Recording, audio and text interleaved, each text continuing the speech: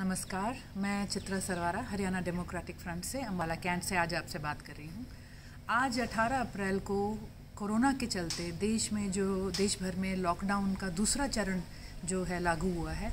आज उसका जो है मैं कहूँगी हमारा तीसरा दिन है एक तरह से। साथ ही में जो प्रदेश की मंडियों में सरसों की खरीद चल रही थी, आज उसका भी तीसरा दिन है और दिन ब दिन हमें पता चल रहा है किसानों को कितनी मुश्किलों से जूझना पड़ रहा है। कोरोना के चलते चलते एक बात साफ हो गई है कि जहां पहला हमारा लॉकडाउन लगा था तो हमारी मात्र 100 से भी कम की गिनती थी संक्रमित लोगों की, आज हज़ारों में जा चुकी है। उसके साथ ही एक बहुत बड़ी दिक्कत है, वो है आर्थिक मंदी, आर्थिक दिक्कत, आर्थिक रुकाव जो देश के हर सेक्टर में आ जा चुका है, चाहे वो इंडस्ट्री हो, चाहे वो नौकरियां हो, चाहे वो लेबर हो, चाहे वो किसान का हो।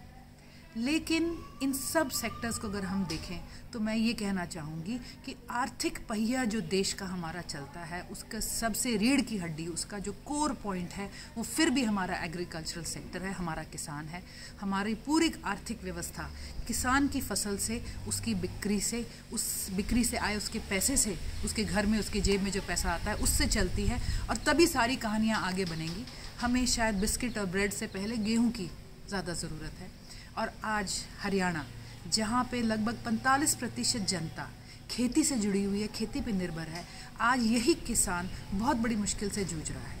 जहाँ कोविड के चलते, लॉकडाउन के चलते लेबर ख़त्म हो चुकी है, फसल काटने में, उठाने में, मंडी ले जाने में उसे मुश्किल है। जो सरकार ने तकनीकीकरण के नाम पे जो ऑनलाइन सिस्टम करा था, जो उन्होंने मेरी फसल, जो उन्होंने एक कार्यक्रम स्टार्ट किया है, मेरी फसल मेरा, जो उसमें ब्यौरा करा है पूरा का पूरा, उसके तहत किसानों को बहुत बड़ी मुश्किल आ रही है। लोग अपनी फसल का पंजीकरण करा रहे हैं, अपने सही एकड़ और अपनी सही पैदावार लगा रहे हैं। पहले तो सरकार ने इसी पे कैप लगा दी कि आप कितनी ही पर एकड़ पैदा करें सरसों, आपको भुगतान और बिकाई उसकी सिर्फ सरकार की तरफ से जिम्मेवारी होगी, मात्र 8 क्विंटल की, जो कि मैं समझती हूँ एक बहुत बड़ी नाजायज़गी है। इससे देश के, प्रदेश के किसान को प्रगतिशील होने का मैसेज नहीं मिलता, उसे कहीं ना कहीं रुकने का एक मैसेज मिलता है। किसानों को देर रात एक लिस्ट के हिसाब से मैसेज आ रहे हैं कि कल आपने इमरजेंसी में अपनी फसल लेके बेचने के लिए आना है। कई बार हो सकता है उसको वो मैसेज समय पे ना मिले, उसके पास इतना समय ना हो कि वो अपनी पूरी ट्रॉली जोड़ के सारा सामान जोड़कर पहुंच सके।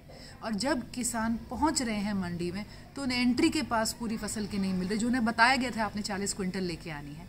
एक बहुत मशहूर और एक जो सबके आगे सुर्खियों में केस आ गया है, वो एक किसान भाई का है जिन्हें 40 क्विंटल लाने के लिए बताया गया मैसेज के थ्रू, और मात्र 32 किलो उनकी जो है फसल की खरीद हुई।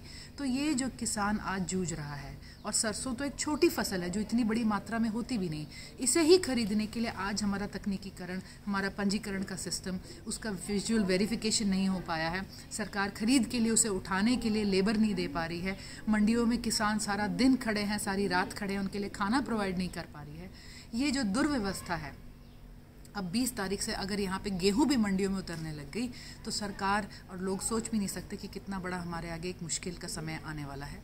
मेरी सरकार से गुजारिश है कि जो भी करे, इस वक्त हमारी प्रायोरिटी, हमारा मुख्य उद्देश्य सिर्फ एक होना चाहिए, और वो ये है कि अगर किसान ने फसल पैदा करी है तो हमने उसके हाथों से वो फसल ज़रूर उठानी है, और जितना हो सके कम काट के, नुकसान में नहीं, उसे एमएसपी का पूरा रेट दिया जाए।